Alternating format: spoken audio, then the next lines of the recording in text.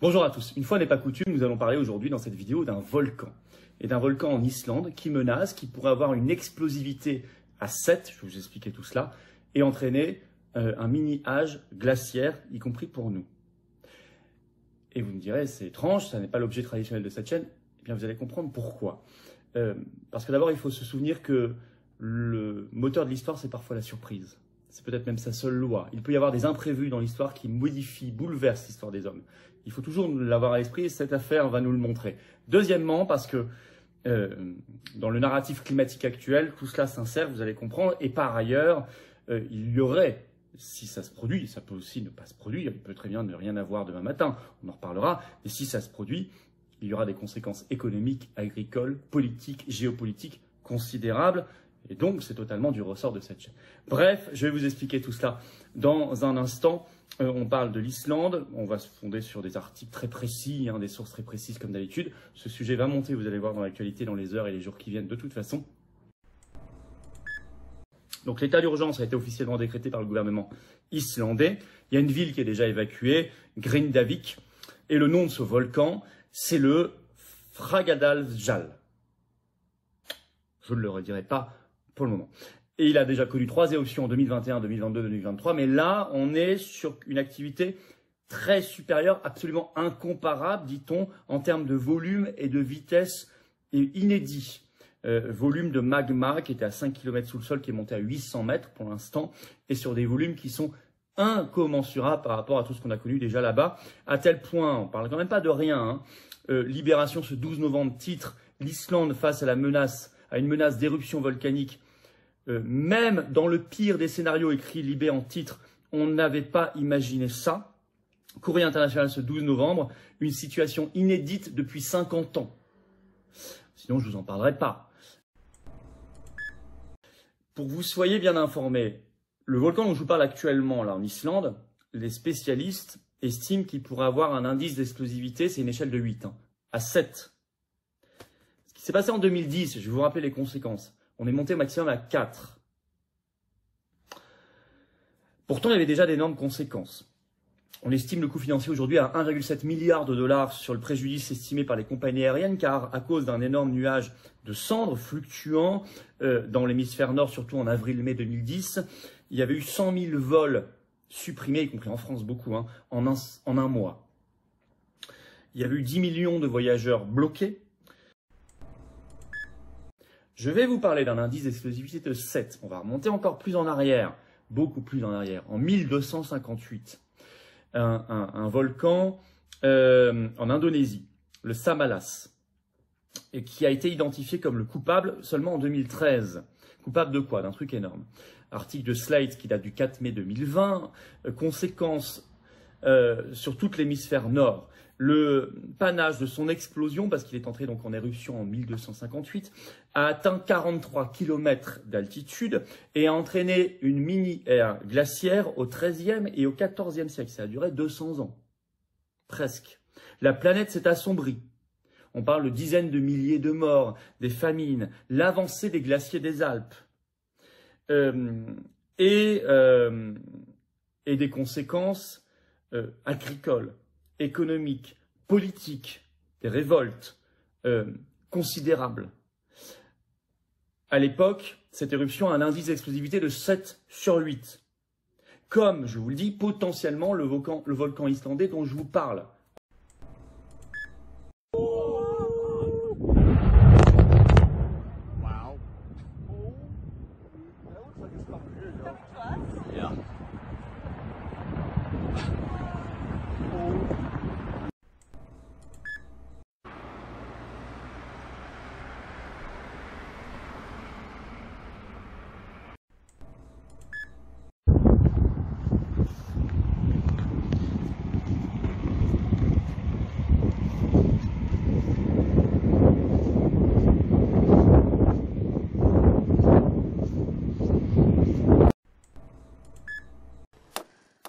L'agriculteur Lal Bahadur est en train de construire une nouvelle maison suite à l'effondrement de sa maison de 3 étages qui a tué 3 membres de sa famille à la suite du tremblement de terre qui a frappé Jalalkot au Népal.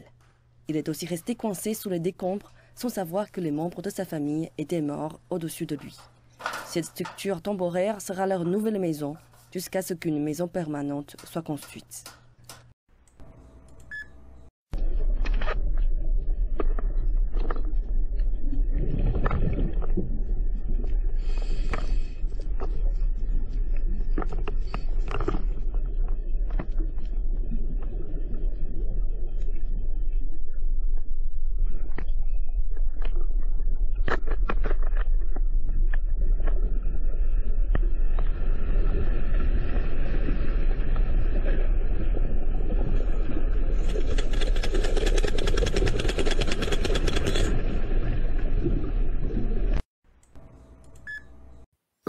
Sign of Time, SOTT.net. Le site est disponible dans presque une dizaine de langages, dont en français. Donc, SOTT.net, si vous voulez de l'information, ils ont de l'actualité, mais ils parlent aussi beaucoup de ces catastrophes-là. Ici, on voit justement de l'eau rouge, on voit des boules de grêle de la grosseur d'une balle de baseball. Et puis, ici, on parlait ici, Honolulu, l'éruption du volcan Kilauea ne cesse de prendre de l'ampleur. La lave la plus chaude et la plus rapide jamais crachée par le volcan s'est propagée mercredi. Le réchauffement de ce qu'il y a sous la croûte terrestre. Bon, il y a un autre objet qui s'approche du Soleil. Ça fait une surchauffe au niveau de l'intérieur des planètes. Je me souviens de la planète Mars. J'ai vu il y a plusieurs années une colonne de fumée qui s'élève au-dessus de Mars. Est-ce qu'il y a de l'activité volcanique qui est en train de se réveiller sur la planète Mars? Donc, c'est partout dans le système solaire. J'ai vu aussi qu'il y a certains satellites, oui. C'est intéressant satellites dans la région de Jupiter-Saturne. Il y a au moins un satellite qu'il y a d'activité volcanique qui est apparue.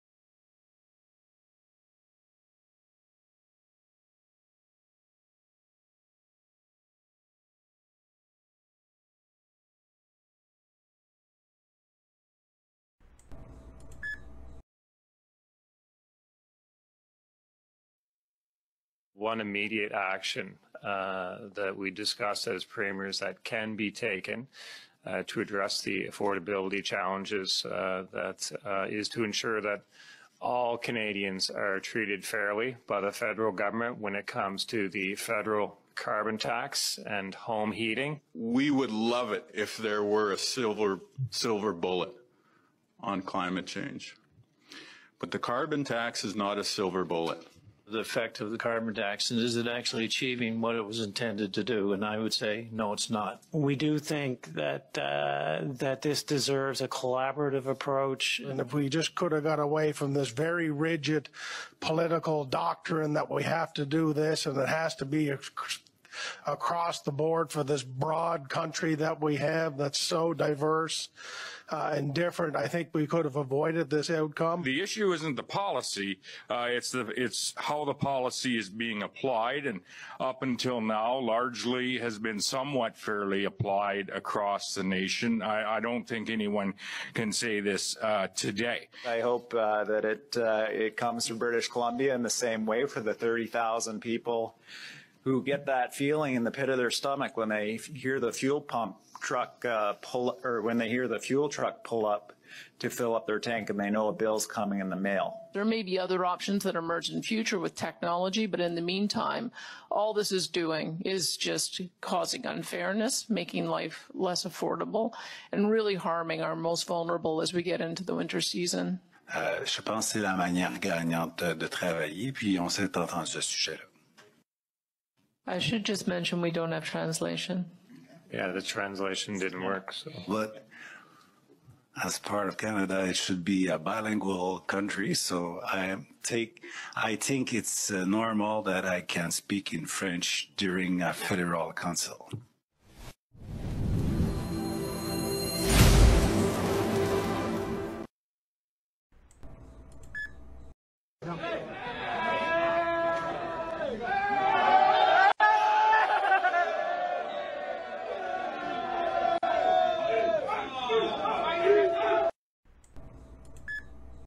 En une seule photo, je vous présente les corrompus, les menteurs, les manipulateurs, les voleurs, les assassins, ceux qui insultent la démocratie, les faussaires de l'histoire, les marionnettistes du pouvoir, les semeurs de discorde, les usurpateurs de vérité, les maîtres de l'illusion, les architectes de la tromperie, les gardiens de secrets sombres et les instigateurs de conflits, les manipulateurs de la foule, les voix de la fausseté, les destructeurs d'innocence, les ombres qui dansent avec le danger, les charlatans de la confiance, les faiseurs de promesses vides, les éteigneurs d'espoir, les voleurs de rêves, les provocateurs de crise, les fauteurs de troubles, les dissimulateurs de vérité, les corrupteurs de l'idéalisme. Voilà cette clique qui nous gouverne. Des extrémistes qui bafouillent nos valeurs, qui crachent sur les millions de soldats et citoyens morts pour la France et la démocratie. Ils s'érigent en juges de nos libertés, piétinant l'héritage de nos ancêtres. Leurs paroles sont empoisonnées de faux idéaux, tournant le dos aux principes de fraternité et d'égalité qui ont bâti notre nation. Ils manipulent la vérité, tordant l'histoire à leur avantage et oublient les sacrifices de ceux qui ont combattu pour un avenir meilleur. Sous leur règne, la voix du peuple est étouffée. Les rêves de justice et de paix sont écrasés sous le poids de leur ambition aveugle. Ils sont les ombres qui menacent de plonger notre société dans l'obscurité. Il n'y aura aucun pardon. Et jamais nous n'oublierons votre traîtrise, tous autant que vous êtes. Vous occupez de manière illégale, vos colonies occupent de manière illégale. Oh là non, là, faut pas le dire ça. Le Hezbollah entraîne le Liban dans une nouvelle guerre. Ceux qui en paieront le prix seront d'abord les civils libanais. Ce que nous faisons à Gaza, nous saurons le faire à Beyrouth. Ce que nous faisons à Gaza, nous saurons le faire à Beyrouth. Aidez-nous à comprendre. J'en ai marre.